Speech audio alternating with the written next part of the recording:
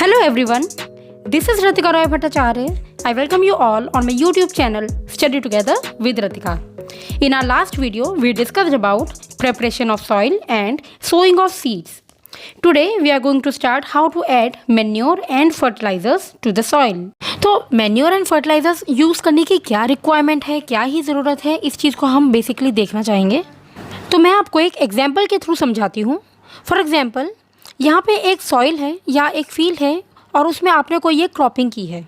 इस सॉइल में जितने भी न्यूट्रिएंट्स हैं, ऑब्वियसली ये जो रूट्स होंगे इन्होंने एब्जॉर्ब कर लिए होंगे। तो हमें मैन्युअली ऊपर से दोबारा इसमें मैन्योर एंड फर्टिलाइजर्स ऐड करने होंगे सॉइल में, सो दैट जो नेक्स्ट क्रॉप हम यहाँ पे ऐड करेंगे या नेक्स्ट टाइम हम जो भी क्रॉपिंग करेंगे उसको प्रॉपर वे में न्यूट्रिएंट्स मिल पाए। ठीक है, चलिए अब हम समझते हैं मैन्योर एक्चुअली होता क्या है। मैन्योर एक ऑर्गेनिक सब्सटेंस है जिसको नेचुरली बनाया जाता है। जो भी प्लांट और एनिमल वेस्ट होते हैं, जब इनकी डेथ हो जाती है तो ये डिके करना स्टार्ट कर जाते हैं, मतलब ये सड़ने लग जाते हैं।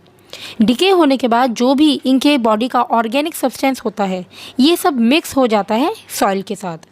मिक्सिंग के बाद जितने भी इसकी न्यूट्रिएंट्स होते हैं वो सब कुछ सॉइल को मिल जाते हैं और सॉइल से आ जाता है हमारे प्लांट्स में। ठीक है, तो फार्मर्स मैन्योर को बनाते किस तरीके से हैं, वो है एक बहुत बड़ा गड्ढा खोद लेते हैं या पिट बना लेते हैं। ठीक है, इस पिट में बहुत सारे प्लांट्स और एनिमल का वेस्ट वो डाल देते हैं। इसके बाद उसको कुछ टाइम के लिए छोड़ दिया जाता है कवर करके और थोड़ा सा उसमें वाटर ऐड कर दिया जाता है और with the help of micro organisms decay होने में बहुत इजी हो जाए। अगर हम इसमें वर्म्स ऐड कर देते हैं तो इस प्रोसेस को हम कहते हैं वर्मी कंपोस्टिंग मेथड। ठीक है, vermi means worms and composting मतलब ये जो हम मैन्योर बना रहे हैं कंपोस्ट की हेल्प से। ठीक है, इसी को हम कहते हैं vermi composting method. Vermi composting का डेफिनेशन एग्जाम में डेफिनेटली आ जाता है, इसलिए आप लोग इसकी डेफिनेशन ज़रूर लर्न कीजिएगा। वर्मी कंपोस्टिंग के साथ में मैन्योर एंड फर्टिलाइजर्स में डिफरेंसेस भी ज़रूर आते हैं। तो अब फर्टिलाइजर्स क्या होते हैं? फर्टिलाइजर्स केमिकल सब्सटेंसेस होते हैं जो कि फैक्ट्रीज में बनाए जाते हैं। मैन्योर में अगर हम न्यूट्रिएंट्स का लेवल देखें तो वो बहुत कम होता है, वेयरएज फर्टिलाइजर्स में न्यूट्रिएंट्स का लेवल बहुत ज़्यादा होता है। इसका रीज़न मैन्योर्स नेचुरल होता है और फर्टिलाइजर्स केमिकल से मिलके बना हुआ होता है।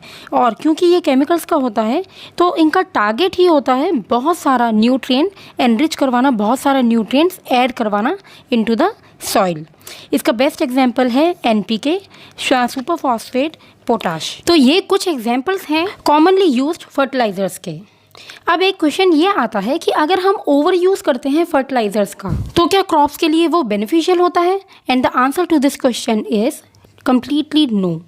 जब हम बहुत ज़्यादा ओवर यूज़ करते हैं किसी चीज़ का तो रिज़ल्ट कभी भी पॉजिटिव नहीं होता है, इनफैक्ट रिज़ल्ट इसका बहुत ज़्यादा नेगेटिव होता है। किस तरीके से, वो एक बार हम समझ लेते हैं।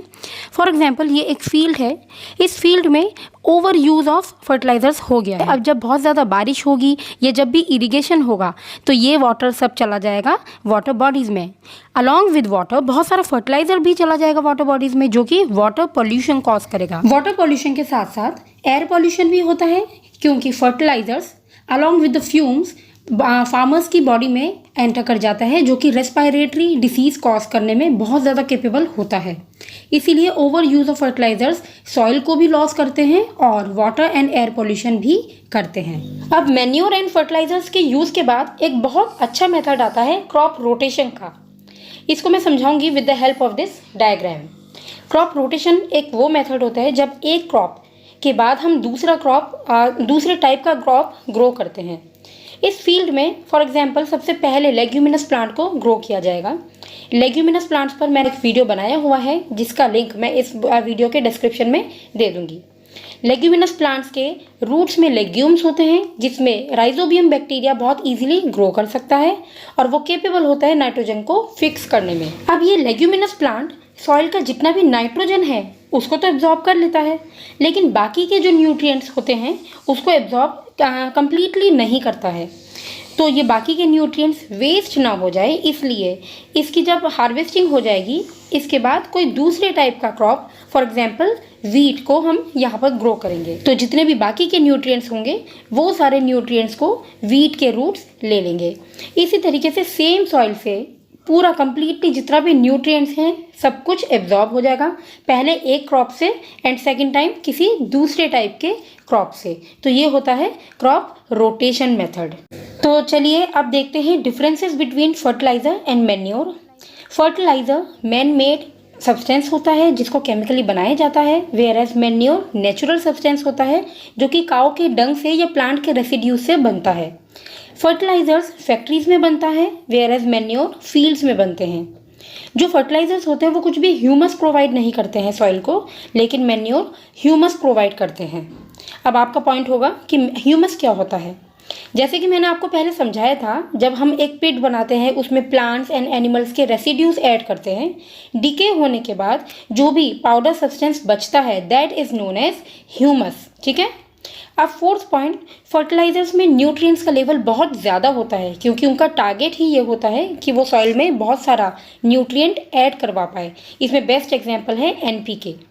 मैन्योर में रिलेटिवली थोड़ा सा कम अमाउंट में न्यूट्रिएंट्स होता है क्योंकि वो एक नेचुरल सब्सटेंस होता है। अब देखते हैं एडवांटेजेस ऑफ मैन्योर, मतलब मैन्योर को यूज़ करने से क्या फ़ायदे होते हैं। सबसे बेस्ट फ़ायदा तो ये होता है कि मैन्योर एक नेचुरल सब्सटेंस है जो कि कुछ एज सच साइड इफ़ेक्ट नहीं करता है। फर्स्ट पॉइंट, ये वाटर होल्डिंग कैपेसिटी बढ़ाता है सॉइल की, क्योंकि जब भी मैन्योर सॉइल के साथ मिक्स होता है तो उसमें एयर स्पेसेस बढ़ जाते हैं। नाउ नेक्स्ट पॉइंट, सॉइल में क्योंकि एयर स्पेसेस बढ़ चुके हैं इसलिए सॉइल पोरस हो जाता है। पोर्स हो जाने की वजह से वाटर का पर्कुलेशन ईजी हो जाएगा। वाटर और सॉइल के बीच में जो एक्सचेंज ऑफ गैसेस होता है वो भी बहुत ईजी हो जाएगा।